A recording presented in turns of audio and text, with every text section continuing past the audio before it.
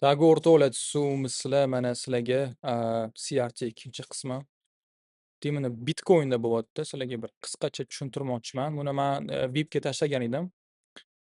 Guruhimizga davno analiz qildim buni. Где-то bir hafta oldin sizlarga o'sha g'oyani ko'rsatay lutchi. O'tmani ko'rishimiz mumkin o'rtoqlar. Bitta lovni sweep qilgan. Sweep qilib ichkari kirgan уже. Bu yoqda men sizlarga grafikda lutchi ko'rsataman. 4 soatliga qo'yaylik, давай. Men 4 soatlikda bitta yamliroq ko'rinadi. Nima holat bo'lyapti?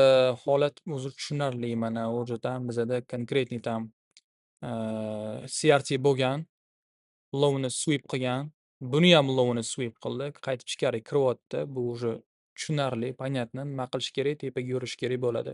Tepadagi likvidlarni tozalab berish kerak bo'ladi. Chunki nimaga? Chunki sell side ni yechib bo'ldi.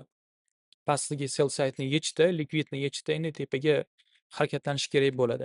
Pastga bitta chuqur yurib bersa ham bozor bitta nafas olishi kerak tepaga. Bitta nafas oladi, keyin bitta chuqur xudo xolisa pastga yurishimiz mumkin. Примерно 50% mana shu yerda deb belgiladim. Chunki nimaga? Anaqa примерно biza Fibonacci tortadigan bo'lsak, qo'shimiz mumkin 0.5 kelyapti. Shuni hisobini olib mana shu zonalarga men qo'ydim. Xudo xohlasa mana shu 50% ko'rishimiz mumkin, ya'ni ehtimoliyat juda ham yuqori. Bilasizlar o'zi CRTda shunaqa CRT hosil bo'lsa, bo'lmadiganda tam 50% ga berish kerak. Bozor shunaqa yuradi. Tepada va sabab bo'lishi kerak konkretniy. Likvid bo'lishi kerak, pastini sweep qilgan bo'lishi kerak va haqiqatda shu zonani ichiga kirgan bo'lishi kerak bo'ladi. Ya'ni xuddi shunaqa holat bo'ladigan bo'lsa, biza tushunishimiz mumkin. Xudo xohlasa примерно mana shu 50% ga berish kerak bo'ladi. Bu yoqda mana ko'rishimiz mumkin. Lovni sweep qilgan yana ham bir tushunarli holat, ya'ni tushyapti bitta candle'imiz, bu candle'imizni o'zi mana lovni sweep qilyapti.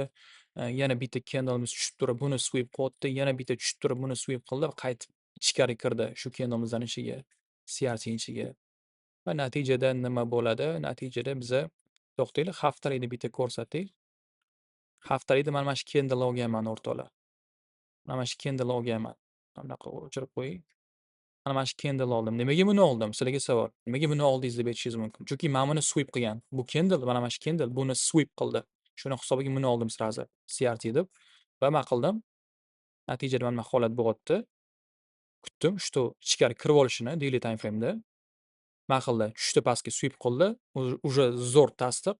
Ichkari kirdi. Bu вообще yana zo'r. Xudo xolisa, примерно mana shuni belgiladim. Chunki главный high bu yoqda, главный CRT high.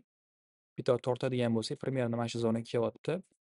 Ehtimol juda ham yuqori, xudo xolisa, примерно mana shu zonani ko'rishimiz kerak bo'ladi. Boshqa aktivlarga sekin qiziqib borsa bo'ladi. Уже Bitcoin kirdimi? Anaqa bull candle уже tizildimi? Sirazi sekin boshqa aktivlarga qiziqib borsa bo'ladi. Chunki nimaga?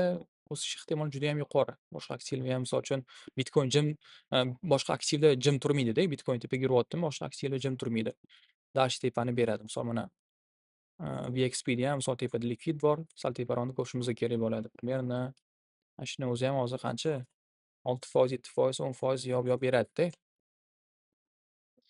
Shunaqa ishlatishni bilgan odam, ishlatishni bilsanglar yaxshi effekt beradi va o'rta muddatli, qisqa muddatli savdo uchun ham juda ham cho'tki CRT strategiyasi. Xullas shunaqa gaplar. Fikringizni kommentariyaga yozing.